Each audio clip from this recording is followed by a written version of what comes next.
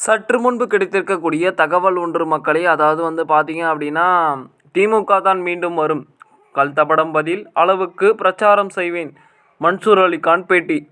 பாஜக அதிகரிக்கும் கூட்டணியில் உள்ள அனைத்து கட்சிகளும் அதாவது பசிச சக்திகளில்தான் திமுக தான் வரும். அதாவது சட்டப்பேரவை தேர்தலில் திமுகவை அதிகரித்து கல்தப்படம் பதில் அளவிற்கு பிரச்சாரம் செய்வேன் என மன்சூர் அலிகான் தெரிவித்திருக்கிறார். மன்சூர் அலிகான் இன்று செய்தியாளர்களை சந்தித்து பேசுவகையில், நான் ஒரு நடிகன்தான்.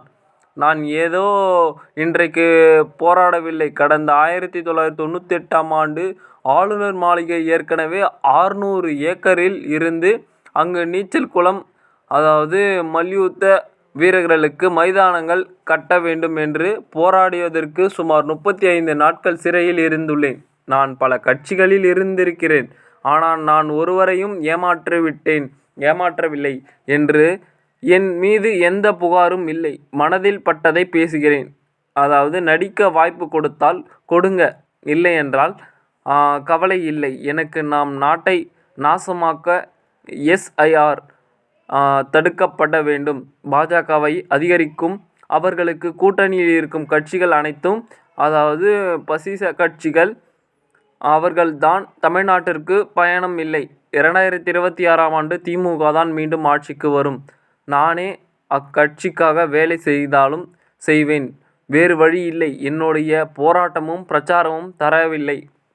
அதாவது விஜய் போல வானத்திலேயே சுற்றி கொண்டு இருக்க மாட்டேன். இந்த கால் தரையில் பட வேண்டும்.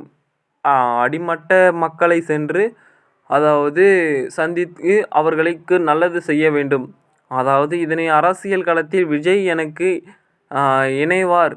அதாவது இதனை மேம்படுத்தும் விஷயமாக பார்க்கக்கூடிய சூழல் என்னவென்று பார்த்தால், தமிழ்நாட்டில் வாக்குப்பதிவு முடிவடைந்ததாகவும் இந்திய ஜனநாயக புலிகள் கட்சிகளின் தலைவர் மன்சூர் அலிகான் காங்கிரஸ் கட்சியில் இணைய தமிழ்நாடு காங்கிரஸ் கம்யூனிட்டி தலைவர் செல்வ பெருந்தகையை சென்னை சத்தியமூர்த்தி பவனில் நேரில் சந்தித்து கடிதம் அளித்தார். தேர்தல் ரிசல்ட் வருவதற்கு முன்பே மன்சூர் அலிகான் கட்சியில் தலைவராக, அதாவது கட்சி கலைக்க தயாராக பரபரப்பை ஏற்படுத்தி கூறப்பட்டிருக்கிறார் என்று எதிர்பார்க்கப்படுகிறது. இதனை மேம்படும் விஷயமாக திமுக தான் மீண்டும் வரும்ன்ற மாதிரி மன்சூர் அலிகான் பேட்டியை அறிவித்திருக்கிறார்.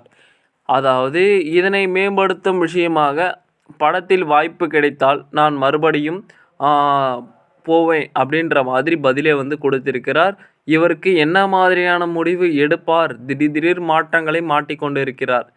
பொறுத்திருந்த பார்ப்போம் என்ன மாதிரியான சூழல் மாறுது அப்படின்னு. நம்ம சேனலுக்கு புதுசாக இருந்தீங்க அப்படின்னா சப்ஸ்கிரைப் பண்ணிட்டு பாருங்கள் மக்களே. நன்றி, வணக்கம். அடுத்த காலம் சந்திப்போம்.